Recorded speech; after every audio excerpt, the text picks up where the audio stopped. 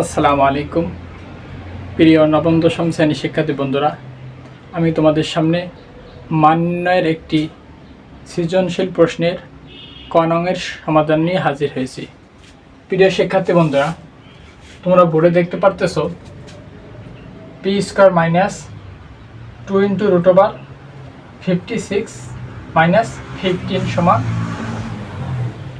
0। এখন দেখো ক নাম্বার আমাদের বলছে p⁻−2 এর মান নির্ণয় করো, অর্থাৎ p ইনভার্স -2 এর মান নির্ণয় করো। এখন দেখো দেওয়া আছে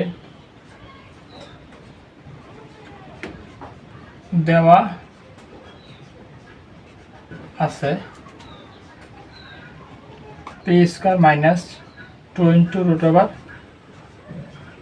√56 - 15 = 0। এখন দেখো আমরা পি স্কয়ার বামে রাখবো আর বাকি সব ডানে নিয়ে যাবো। তাহলে দেখো প্রথমে পূর্ণ সংখ্যা 15, এরপরে আমাদের প্লাস 2 × √56। এখন দেখো প্রিয় শিক্ষার্থী বন্ধুরা, এখন 1/p², মানে আমরা এরকম লিখতে পারি উপরে 1, নিচে আমাদের পি স্কয়ার মান কত 15 প্লাস 2 × √56। এখন দেখো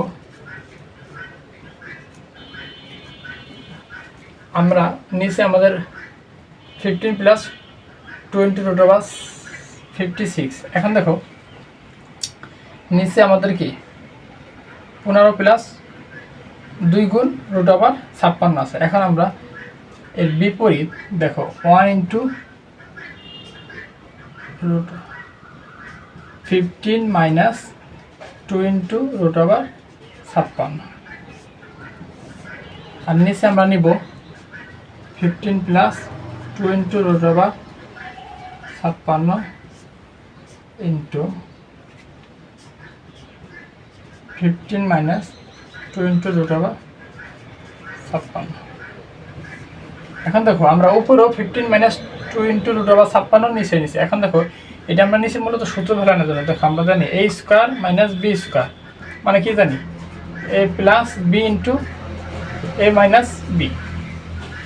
সেম আমরা এই মূলত এই সূত্রটা প্রয়োগ করার জন্য আমরা এরকম নিয়েছি। দেখো নিচে যেহেতু 15 প্লাস 2 × √56 ছিল, এখন আমাদের মাইনাস যদি আমরা উপরেও নিচেও নিছি, তাতে কি আমাদের এইটা কাটলে আমাদের আবার আমরা কি পূর্ববর্তী লাইনে ফেরত যেতে পারবো, আবার আমরা কি এই জায়গায় সূত্র প্রয়োগ করতে পারবো। এখন দেখো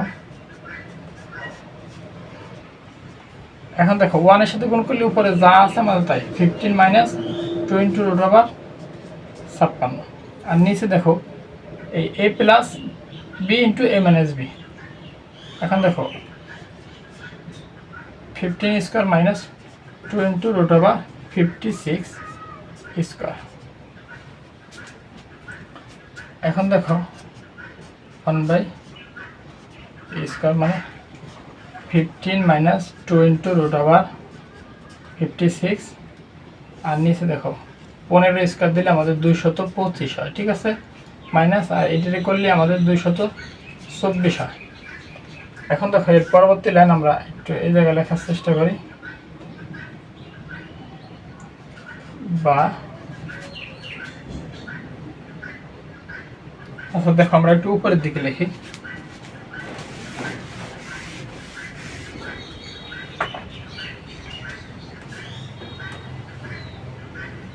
তাহলে 1/p² সমান 15 - 2 × √56।